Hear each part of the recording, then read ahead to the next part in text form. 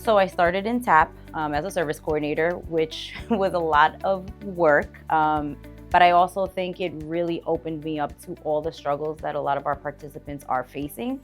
Um, Working within the community, helping them gain the skills that they need, while also struggling to find supportive housing because there is a lack of it. Moving into supportive housing, I found it interesting because you build different relationships. Your relationships with the tenants have changed in a way. And now you're building more meaningful relationships because you are working with them, a lot of them, until they pass. And so you're that one person that they have in their lives. I think when I was working one-on-one with my program participants, those were my greatest accomplishments, whether it was helping someone get approved for Social Security, helping them get approved for a half-fare Metro card, moving them into supportive housing.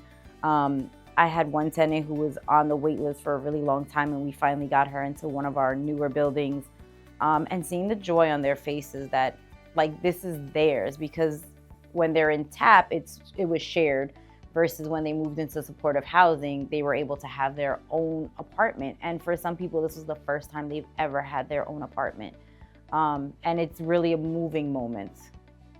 I would also say when I moved into supportive housing, working with people to get employment, it's not something that comes up often, but when you're able to have that one tenant that comes down and says, hey, I got the job, and they love doing what they're doing, it's an amazing feeling.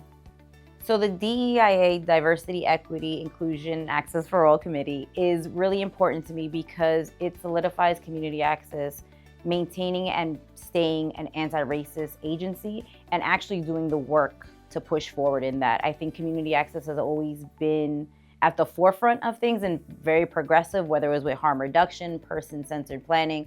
And so they're just taking the next steps that they need to. And they're showing their employees that we really are trying to do the work and make sure that we are reflective of what we are saying we are.